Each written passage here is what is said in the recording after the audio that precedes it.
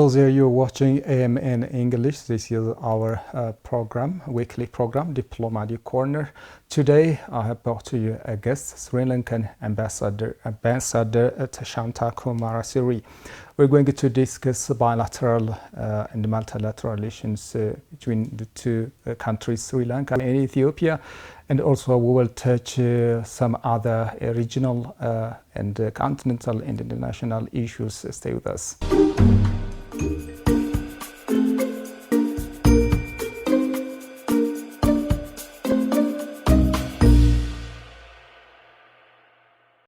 Well, Ambassador, welcome to the studio. I really appreciate your time and your willingness here. Without further ado, let's hear from yourself about your diplomatic career just before your post here in Ethiopia. My diplomatic career, actually, I joined the Sri Lankan Foreign Service in 2003. Then my first post into Paris, 2 years at the UNESCO headquarters at the permanent delegation of Sri Lanka. Then 1 year at the Sri Lankan embassy in Paris. Then I went back to Sri Lanka. I stayed in the ministry for almost, I think, 2 years. Then I went back to South Korea. And we have an embassy in South Korea, Seoul. Okay. And I stayed there for almost 4 years. Then I went back to my capital, Colombo. Then I went to Brasilia. Brazil is the wonderful city, country, and I was covering almost about 10 countries. That time I was a minister. Right. Then I was there for 3 years, then went back to Colombo again. 2 years back home. Then this is the first time in Africa. Right. I assumed duties as the ambassador, my first ambassadorial post, and it is in Africa and Ethiopia. This is a unique place. Yes, almost I think over 20 years of experience in the diplomatic arena. That's great experience. Yes. So how long have you been here in Ethiopia? 1 year. I came in January 2023.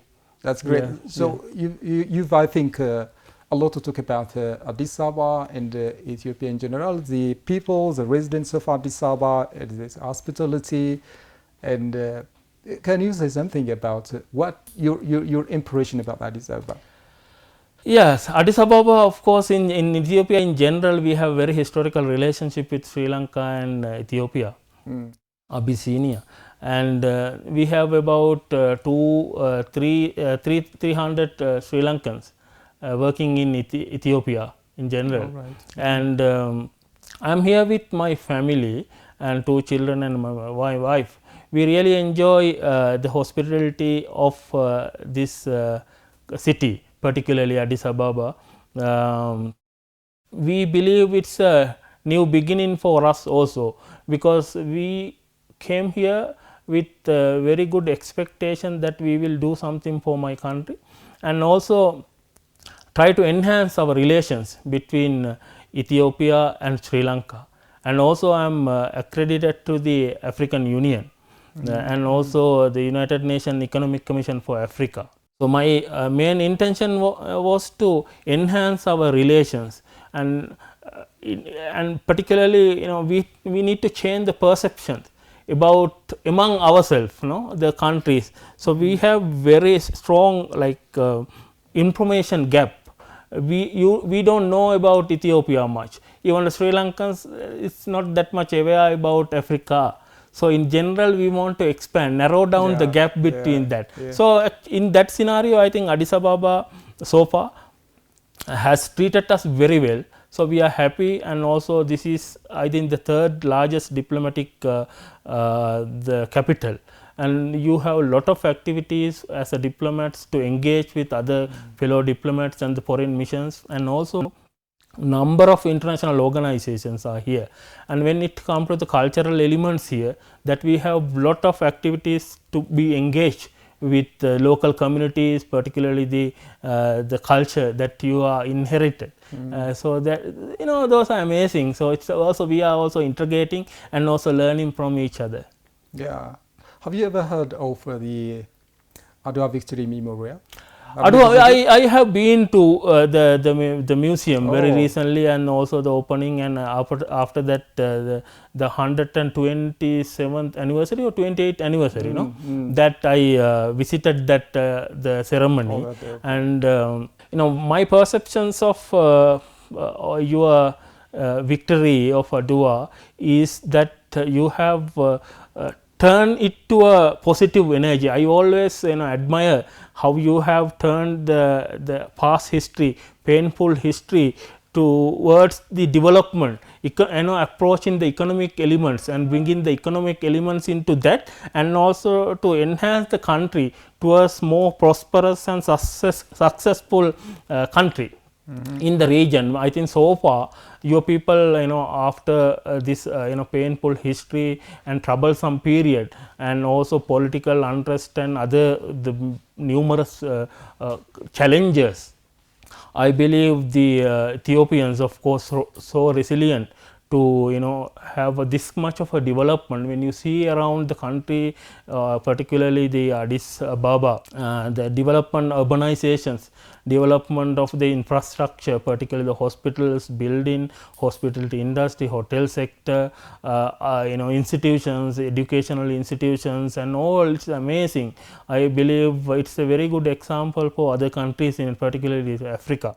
And your people also used to though the Adwa is a kind of a painful history, and also try to engage particularly with the other countries and partner countries, particularly in the West, and also Europe and America and China, India, and those southern countries, and also most importantly your member state of the regional member state of the African Union and all. The integration is excellent. I think you have maintained it very well. I think Adwa tell you a story where you connect with people, rather than be isolated, and also like talking about more painful history, and also try to antagonizing people, but try to engage. This is the positive message I think your people and your policymakers has brought it to the society. I really admire that.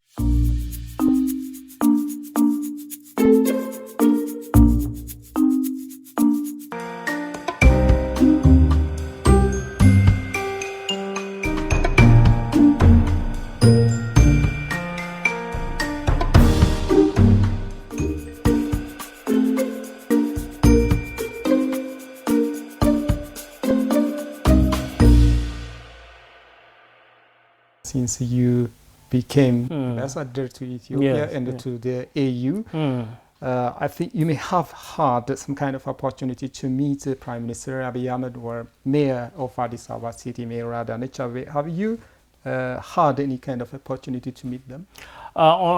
Honorable Prime Minister Abiy Ahmed, I haven't met him personally, but I have attended several events that he has hosted, and particularly for the diplomatic community and all. I have listened to his speeches and all, even at the parliament, and the policy statement, the budget statement and all. We are always closely following, particularly with the policies that he has brought forward to enhance the economic development of the country. Because I have visited several countries in Africa after I arrived here, and also I have seen the development that is going on in this country. I believe very recent example I will tell you. I interviewed some local people to hire to the embassy for the administrative work of the mission. Then I interviewed about 20-50 young Ethiopians. Then when I talking to them, I got to know from them they haven't seen something for last decades, that this new government of the Prime Minister Abiy Ahmed brought to this country. They said that this is unique for them. Even the machineries, the technology, and also integration, the partnership they have built with the other countries and outside world, it is amazing. So these young people was telling, like, we never expected, even our parents' generation never expected this kind of a development, and also the kind of integration, bringing new technology, digitalization process, and enhancing the agriculture and all. I think those new initiative have been admired by the young people. This is something unique. I believe that is the Prime Minister Abiy Ahmed and also Madam the Mayor. I attended several events that Honorable Mayor organized, particularly with the plantation under the green legacy initiatives, and also several events, particularly with the New Year celebrations and all. The Madam Mayor hosted us and also listened to her vision and to enhance and also advance the development of Addis Ababa as a capital city, and also it's a diplomatic city to integrate with other member states and all. It is amazing. So I'm so pleased. All right, yes. Ambassador, let me take you to your country, Sri Lanka.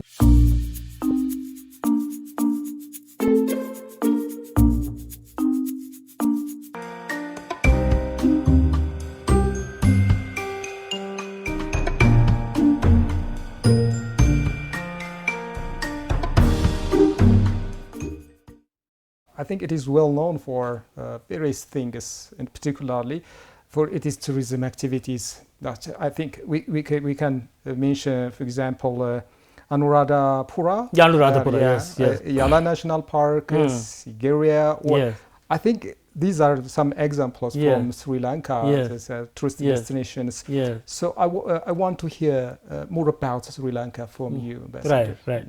Sri Lanka, thank you. Sri Lanka is actually a small country when compared the geographical situation, but it's strategically located. It's in the center of Indian Ocean. It is connecting the west and also east. It has been there for years that we have maintained very strong trade interactions with like east, the African side, and also the east like Chinese, Indian and all that side, and also west side with Africa, Middle East and Europe. It is an island. Eh? It's an island. It's an island. It's in the center of the Indian Ocean. Right, it's a connect. It's a sea route, and also land. You have ancient Silk Route, and it's a connection. It has been there like 6th century BC. There had been reports about Ethiopians, Abyssinians in Sri Lanka. In the 14th century, the Ibn Battuta has reported about Sri Lanka. He is from Morocco. And after the 16th, 17th centuries, lot of travelers from east to west and Europeans and African travelers visited Sri Lanka. Okay. And during the Greek time, Roman time, it has been discussed, and that even Greeks, Romans, they were aware about Sri Lanka. At that time, they know Sri Lanka was known as Taprobane. And we have a history of written history of 2,500 years of a written history, and we have our own language, we have our own culture that has been there for years. And 5th century BC, we have developed Sigiri. You are talking about the Sigiri, the first urban structure in Sri Lanka that was built in Asia. It's one of the largest urban structure. You have gardens, urban gardens, water plant. Yes, everything was there. It's a fortress. And also Anuradhapura is the 3rd century BC. Is the first ancient city in Sri Lanka, and it was a kingdom. And then after that it went to Polonnaruwa, that is another historical city. All those cities, even the Kandy is a UNESCO heritage sites. We have about 7 World Heritage sites in Sri Lanka, and we have a natural heritage as well. When it comes to the tourism and all, it is attracted by, like last 6 months, about 700,000 foreign tourists visited Sri Lanka, mainly from India, China, West Europeans, German, France, and also Africa. And we have seen a gradual increase of Ethiopian travel into Sri Lanka, particularly on the medical tourism. We have a very unique system where we provide Ayurvedic medicine. It's a traditional healing based system. So that is been attracted by many the people. not only for like like health concerns and all of relaxations and as well, and the Buddhism based kind of a meditations where you give a kind of a, in the world lot of depressions and all, they are because of the work or other reasons and all, and this which provide you you go to the nature and you spend like a few hours and go to the beach in the mountains and all. So it's a multi-faceted destinations, Sri Lanka as a country when it comes to the tourism and cultural elements. Yeah, I think it gives a kind of relaxation to be at the beaches Yes. of the island. Oh, Yes. yeah.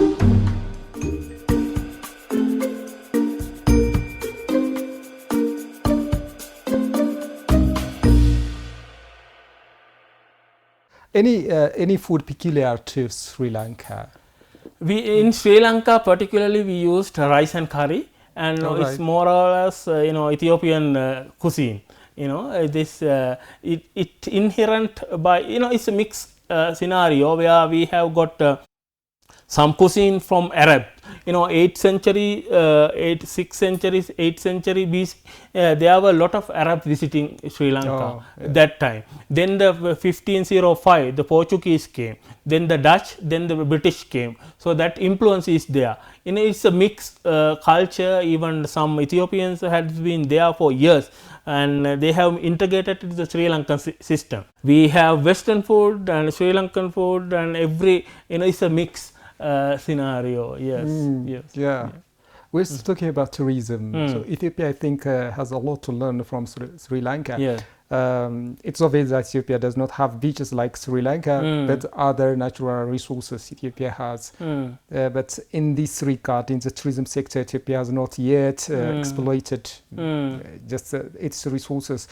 So what do you think Ethiopia learns from Sri Lanka's tourism activities? Yeah, actually, diversifying the tourism sector is the key scenario. I have seen in Ethiopia also, particularly with regard to the ecotourism and all. We have cultural elements and also beaches, nature and all, and the medical tourism. But diversifying it to ecotourism is something that we are unique in Sri Lankan style, where we try to give healing for the people. So that is something we also propagating, and there are several Sri Lankans working in Ethiopia in the hospitality industry. We also promoting to sign a kind of a MOU between our two countries, particularly with regard to the technical exchanges. Training of hotel sector peoples, because we have a Sri Lankan hotel school is well known in our region, and lot of even in the regional countries people are coming and studying their hotel sector. We have 5-star to 7-star hotels in Sri Lanka. That kind of a connectivity is there, so we can learn from each other, even the accounting, hotel management and all. So we can build a kind of a partnership. I am also propagating in touch with the Ministry of Tourism here to sign an MOU, which will facilitate us, our two countries, to build a kind of a network in the industry. So that kind of facilitations we can provide, and we are working on that. All right, Ambassador, I really thank you again for your time, for coming here to the studio. Behalf of Addis Media Network English program, I really appreciate you, and I would like to say thank you. Well, everyone, that was Ambassador Shanta, Ambassador of Sri Lanka to Ethiopia and to the African Union. That's it for now. Until we meet you with another guest next week. Have a wonderful time.